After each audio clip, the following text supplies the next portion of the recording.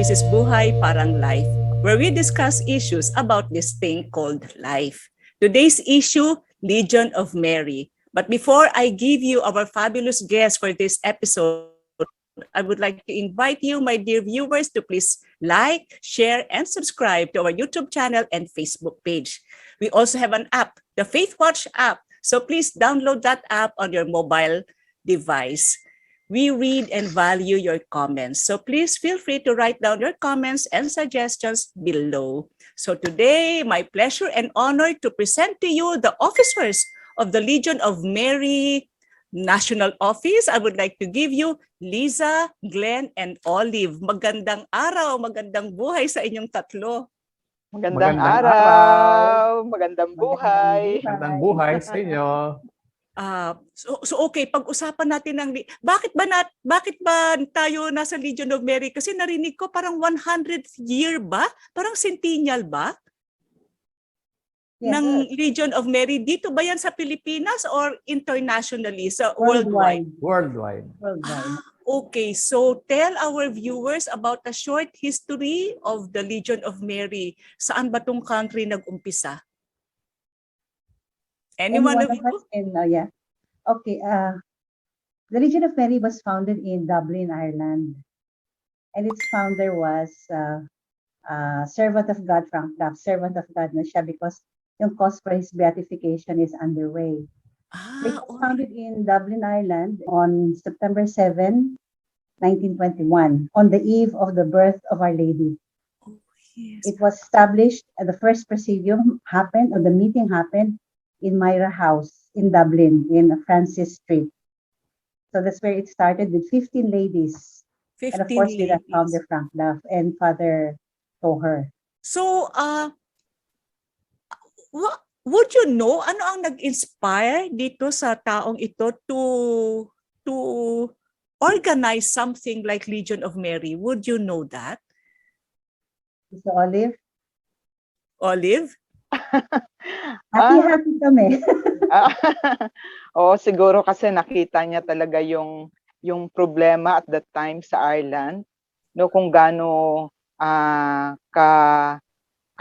yung kakulangan ng pagmamahal sa Diyos, yung tungkol kay Hesukristo, no, talagang nakita niya rin yung hirap ng mga tao, nakita niya kung paano mag-struggle yung buhay ng mga bata, ng mga battered women, no, merong mga alcoholic mga men, no, Yes. nakita niya yung struggle doon. Prostitution is rampant at that time. So parang sabi niya ganon, ano kayang magagawa ng simbahan? Kasi at that time very active po si Brother Duff sa sa Saint Vincent de Paul.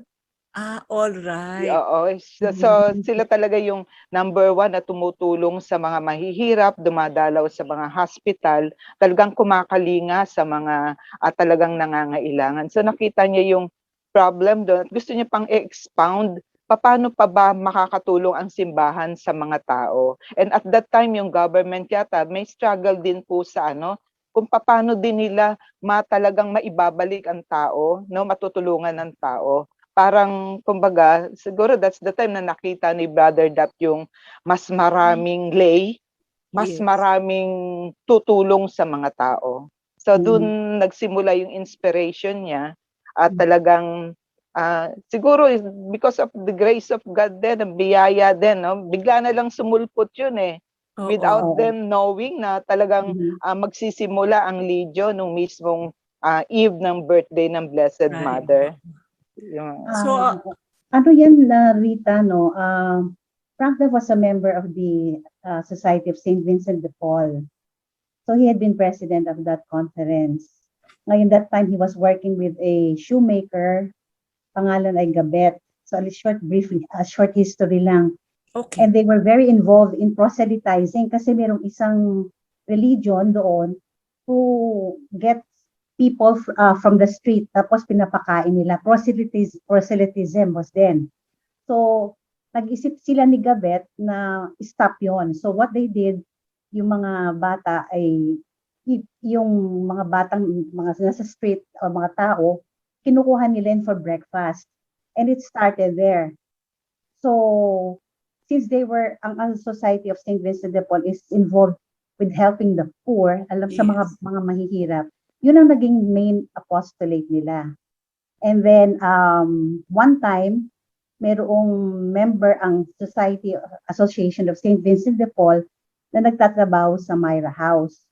That time, hindi tinatanggap ang mga babae na mag-member ng St. Vincent de Paul. So, okay. nagkataon, si Matt Murray, yung caretaker ng Myra House, was in the area, in the Myra House where Oo. the women were working also. Ang work naman ng women that time, yung sa Pioneer of Total Abstinence of the Sacred Heart, na ang apostolate is to help people from being alcoholic. Oh, So, okay. nagkwento ngayon yung si Matt Murray about his work at in apostolate sa St. Vincent de Paul, na pumupunta siya sa hospital at naging very pathetic yung condition ng mga tao doon. So sabi ng mga babae, they were amazed. Why can't women also visit the ladies, the patients?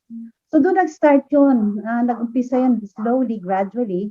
Nagkaroon ng sabi nila, okay, let's discuss how we can do that. And then it started with a simple meeting for the 15 ladies who attended.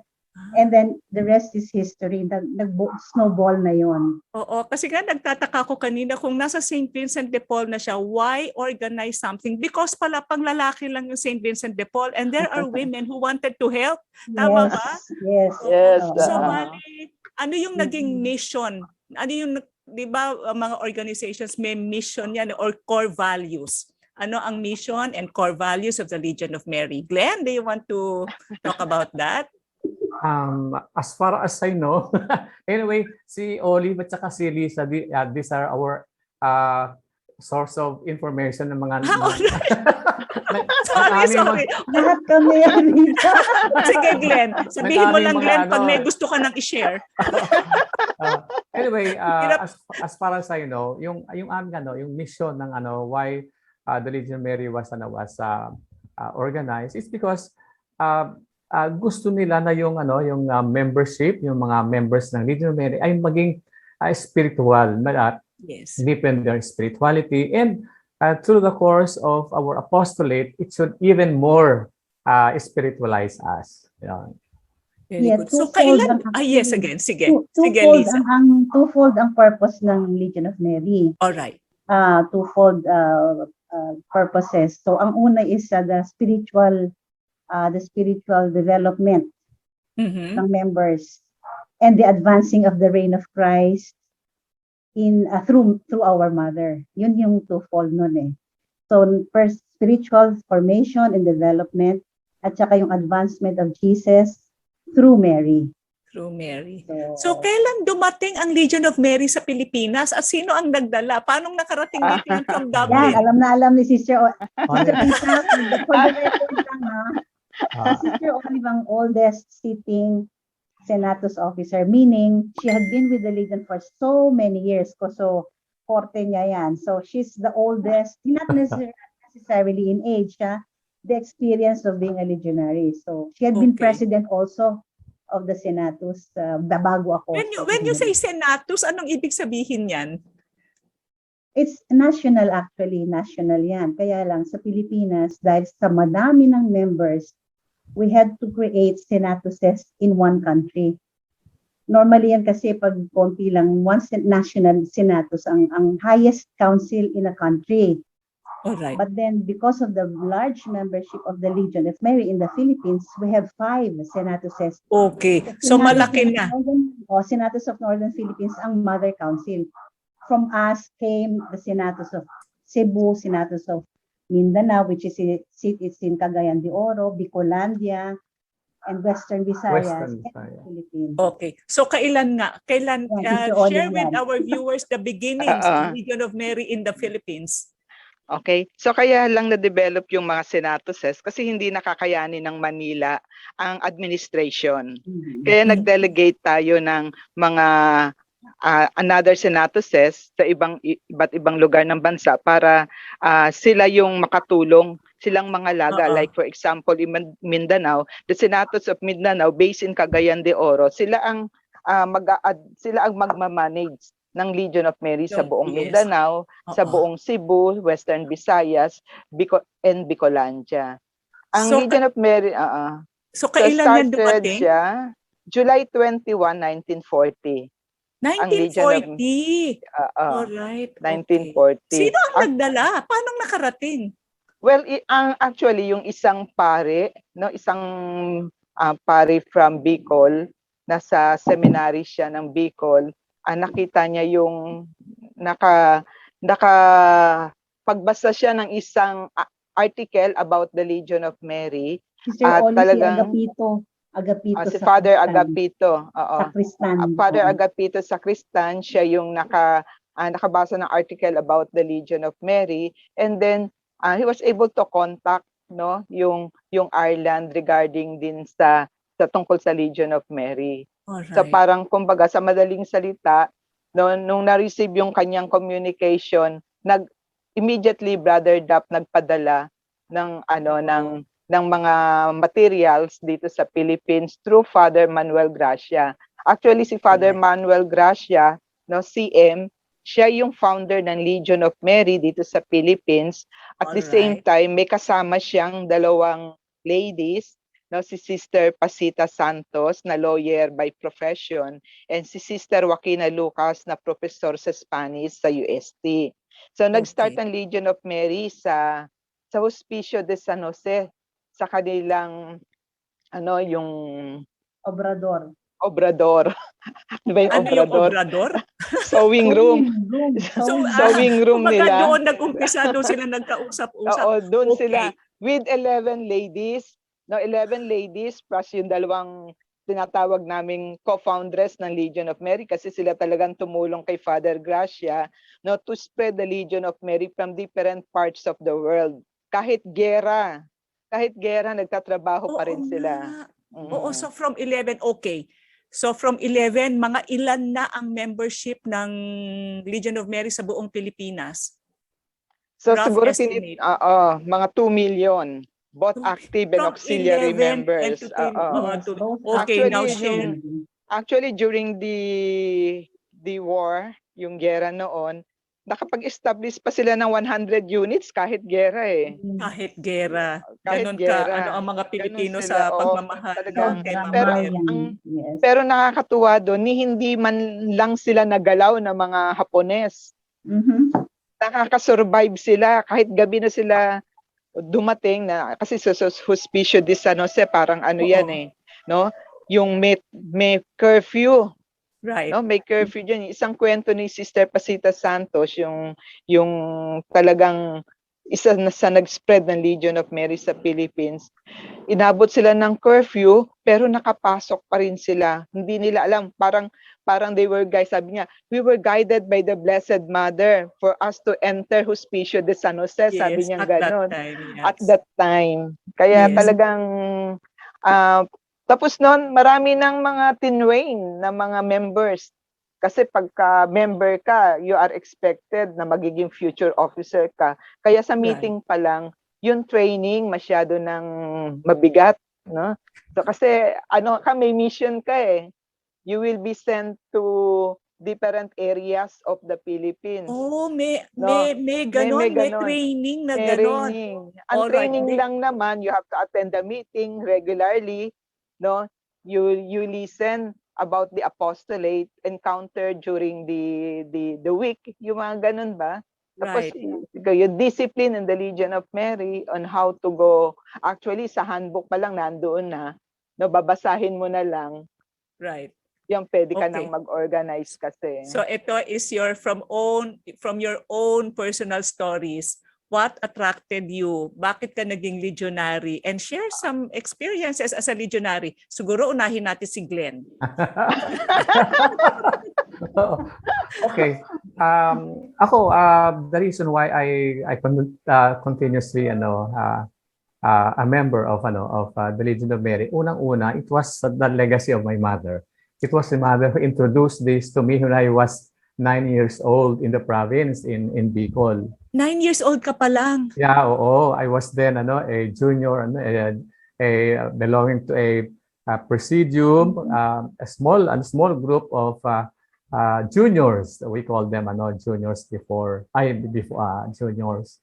And then since then I continue to be an active legionary.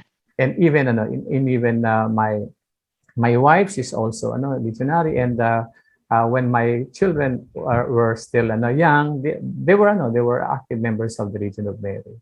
To this day. So, nasa parokya ka ba, Glenn?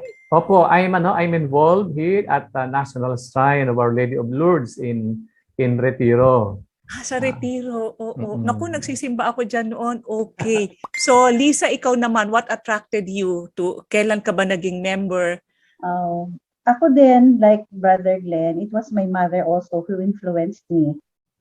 So maliit pa ako, kahit natutulog, bubuhatin ako ng mami ko. And my first patron saint was, until now, is Our Lady of, Our Mother of Perpetual Help. So Maria na talaga. So okay, when I grew up, I was a young legionary sa juniors ako, but I stopped when I pursued my studies here in Manila. I'm from Bulacan pala. So Oo. when I got into college, nag-asawa, no link ako, wala akong association sa, I hear mass every day, I have devotion, pero hindi yung nagsister. But when I got married, I remember I had 3 kids at that time, and whenever I hear mass, this is the labandera of our parish priest, Sister Juana, who is naka-immaculate conception na habit siya, no? And she would Okay. always approach me every time she would see me and say, and ask me, join ka naman ng Legion of Mary. For so many, siguro meron 2 years na nililigawan niya ako kasi maliliit pa yung anak ko. And then finally, the time really siguro came na. And I said, yes, sige, I'll try. So I attended the presidium. Ang presidium pala is parish, yun yung pinaka-basic unit ng Legion. All right. In the government of the Legion, the presidium is in the parish. So doon Alright. kami nagsiserve. Even if we are officers of the National Council, member pa rin kami ng presidium sa parish namin. So, nag-attend ako, it was difficult for me, Rita. Because may maliliit kang bata. Because weekly ang meeting. And we have Alright. to do 2 hours of apostolate assigned sa amin during the presidium. What exactly is the apostolate that you had to do? The home-to-home visitation is the basic apostolate. So we go Sino ang from house to binibisita nyo?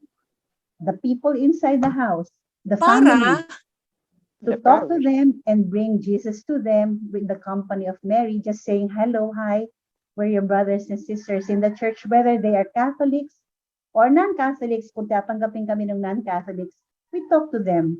We just talk candidly and ask them how are they, presenting ourselves as their brothers and sisters, even if we're from different religion. And, surprisingly, probably divine work din yun, that many of them would not shoo us away. They would accept us and talk to us, and even confiding us their most secret in the family, like they are not married, things like that. They are, Pero sabi mo nga, Lisa, ang hirap-hirap. because weekly bakit? yun, Lisa. Weekly. It's a weekly meeting, and every meeting you have to do the work assigned to you and report it to the next meeting, So mahirap yun. And it was a Mahirap. struggle. It wasn't a smooth start. It was only after that I got so much attracted, loving the work, that I am from that day on until now, I am very much in love with the Legion of Mary. It's actually my only organization that I belong to. So, well, that is nice to hear. It is your love that made you persevere despite the hardships. Wow, how beautiful. What about you, Olive? Ha? Anong kwento ng iyong pagsali sa Legion of Mary? Actually, noong araw mga napapasama ako sa Black Rosary na ang nagtatrabaho din noon mga member ng Legion of Mary. Pero yung totally na-recruit ako, na-invite ako sa Legion of Mary, that was in 1978. Ang naka-attract sa akin yung manner ng approach ng mga nagre-recruit. Very jolly sila, very friendly. at bibisit ka talaga nila sa bahay nila at saka hindi ka nila pababayaan, ginaguide ka nila, they explain kung ano yung organization para pagpasok mo pa lang sa unang meeting mo, naiintindihan mo na. Yun yung kagandahan nun. Tapos nakita ko yung wala siyang simpleng organization, no, funfair, silently working in the parish, at ang pinakamahalaga, natuto ako kung paano yung tunay na kahulugan ng paglilingkod, yung discipleship. Kasi na-experience po namin ito sa mga taong binibisita namin linggo-linggo. Kung halimbawang may problema kami sa buhay namin, yung mga taong binibisita namin, we're still very lucky kasi mas marami pa palang mas nangangailangan kaysa sa amin. So Tsaka, ilan ang nabibisita nyo every week? kasi 2 hours ang we are required 2 hours Basta every quality week. visit Oo, yun. quality visit. So, Usually, kung may 10 members, kasi kung 10 members, 5 pairs yun eh. Hindi ka pwedeng magtrabaho mag-isa, kailangan Yes. dalawa kayo. Kung yung bawat isang yun nakapag-visit ng 50 families, sa 50, the mga 5 times 5, 250 families kada linggo ang nabibisita mo. Depende sa dami ng members. Tsaka kasi ina-assign yan sa iba't ibang panig ng parokya. Ibig sabihin talagang iaano mo yan talaga, susuyurin mo siya. Hanggang sa kaliit-liitang lugar, susuyurin mo siya. Kasi ito rin yung way para makilala namin ng mga tao. Kasi ako personally, hindi ko kilala yung kapitbahay ko eh. Nung hindi pa ako member ng Legion of Mary, lang ako, simbahan school. Magsisimba lang ako every Sunday. Pero nung naging member ako ng Legion of Mary, nakita ko, kahit ngayon, kahit nakapikit ako, pwede kong tukuyin kung sino-sino yung member ng BEC namin eh. Yung mga ganun, kilala ka na. yes. So ngayong pandemic, yan ang namimiss nyo?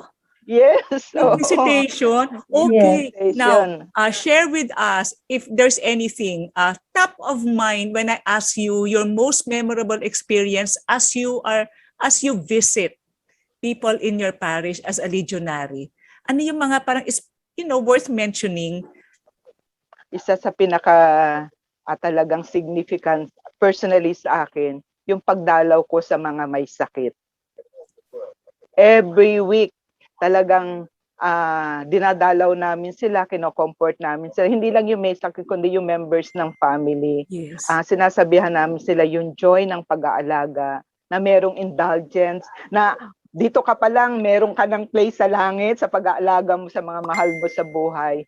At ako personally, marami na akong may sakit na abutan sa deathbed nila while praying. Maraming, hindi mo rin akalain kasi na sa pagdalaw mo, dumarating yung punto na yun na pala yung huli nila. Oras At na.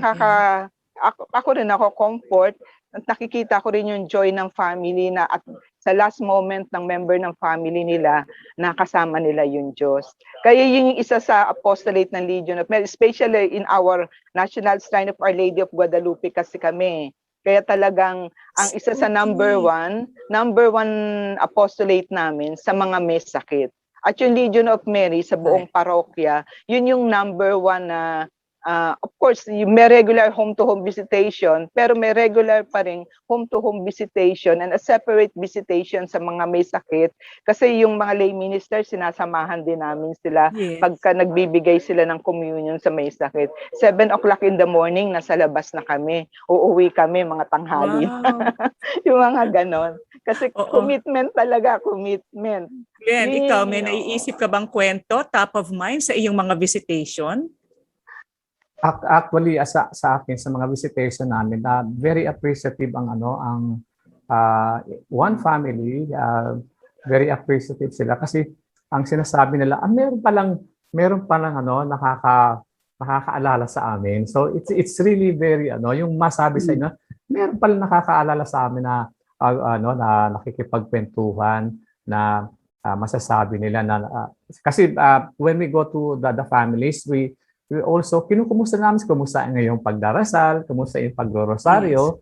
Kasi kayo ba kasal na o binyagan na yung mga anak nyo? Kasi that's the only way we can know. We will know kung paano namin sila tutulungan na Yes, yes. pagpapabinyag, pagpapakasal, yan yung mga hindi pa kukumpil, yan yun ang talagang tulong ng ng Legion of Mary na discover namin in the course of our home-to-home visitation.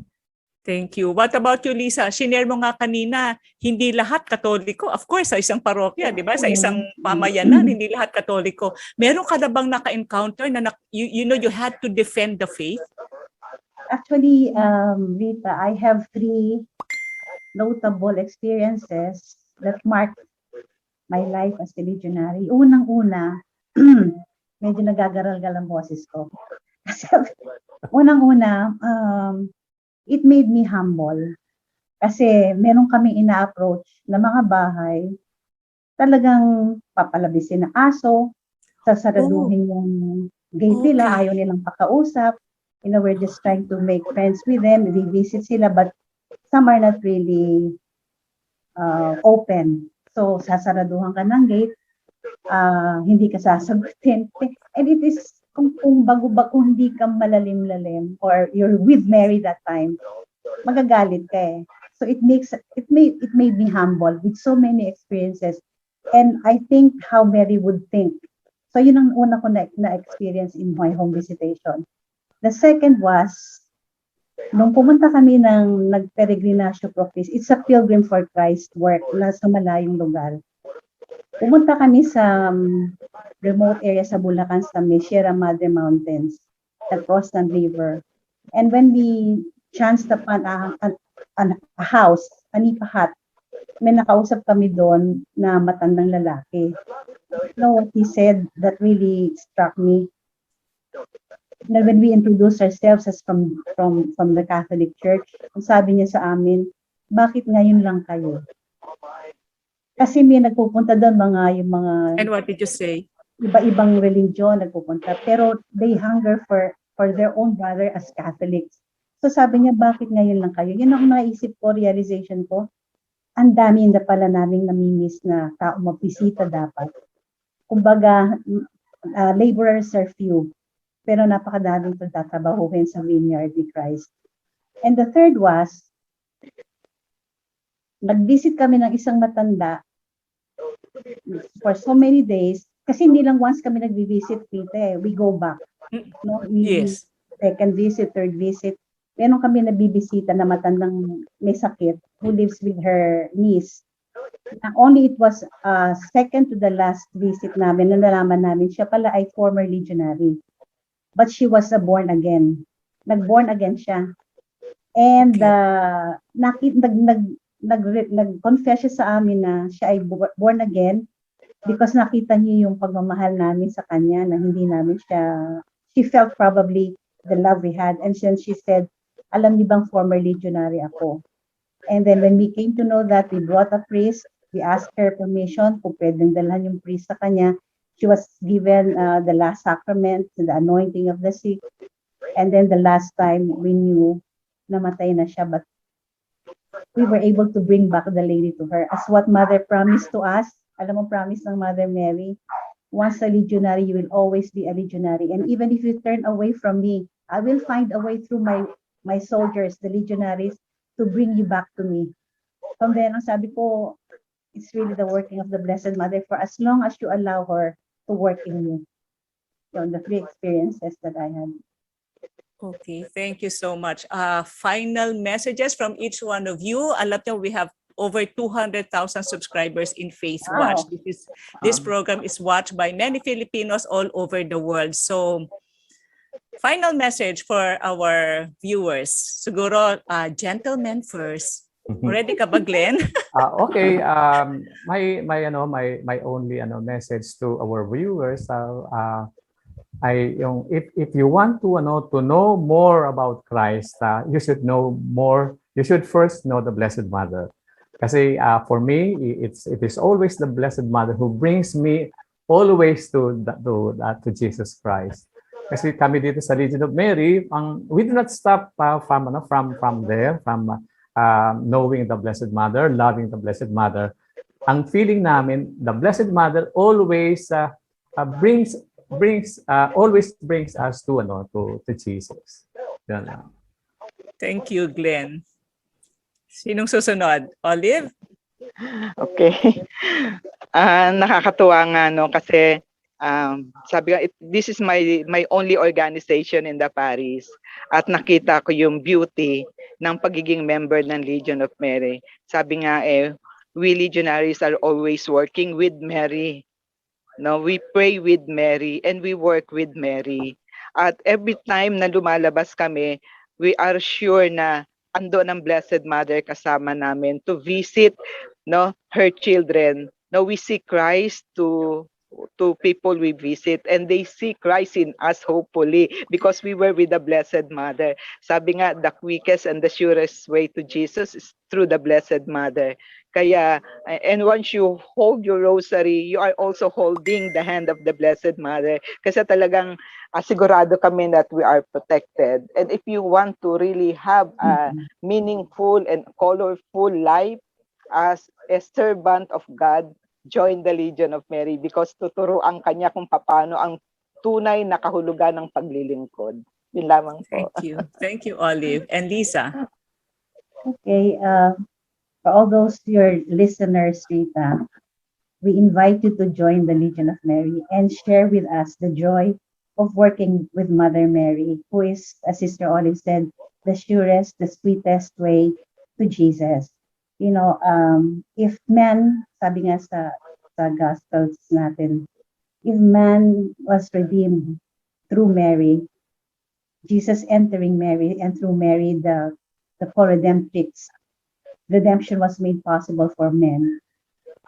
Us people, the sinners, can go back to heaven also through Mary. So we invite you to join us. We would like to share with you the joy that it gives us to bring Jesus to every people, especially for those who do not know him and those who have fallen away from the Catholic faith. We would like to ask you to join us and feel the joy, the overflowing joy that it gives us legionaries in serving Jesus, bringing Jesus to every man through the company of his mother. Sabi nga, if you cannot find Jesus, look for his mother. Maraming salamat. Thank you so much, Glenn, Lisa, and Olive. And I thank you, my dear viewers, for watching this episode. Truly, the surest and the quickest way to Jesus is through our Blessed Mother.